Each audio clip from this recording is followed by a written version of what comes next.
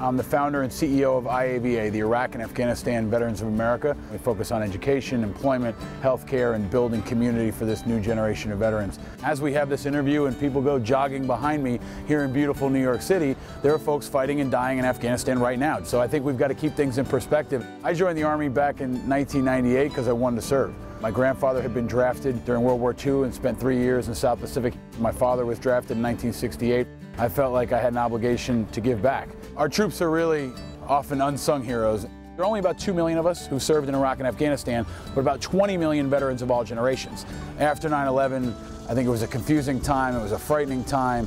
You had this small group of people, less than 0.5% that have been asked to step up, leave their families behind, go into combat, and most of America has been watching American Idol and going to the mall. So there's this unprecedented disconnect. This election year, America's facing a lot of challenges. Pretty intense conversations, but our veterans are facing some pretty intense challenges too.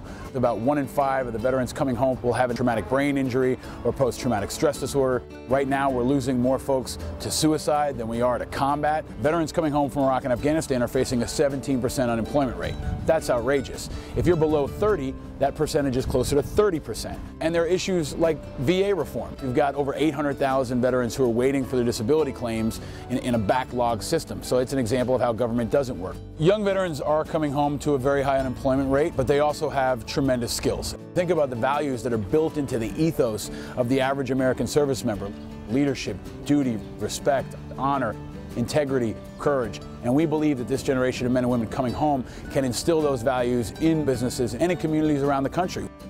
There are no Republicans and Democrats when you're getting shot at in Kabul or in Baghdad. Things are very polarized in Washington. It doesn't look like they can get anything done. There's a tremendous sense of selfless service that comes out of the military, and we want to see that in Congress. We need more than yellow magnetic bumper stickers. We need people to really step up and get behind policies and changes that will impact us and our families. We know that our membership votes at about 98%, and they're very active and involved in their communities. They want to continue to serve when they come home, and in an election year, they really want to drive an informed dialogue around what's impacting our community and our country. So I'm taking part in the campaign for the American Conversation with the 92nd Street Y, because the 92nd Street Y has always been a place to convene thoughtful, articulate, deep conversations, important conversations. That's what our democracy demands, and that's what our democracy deserves.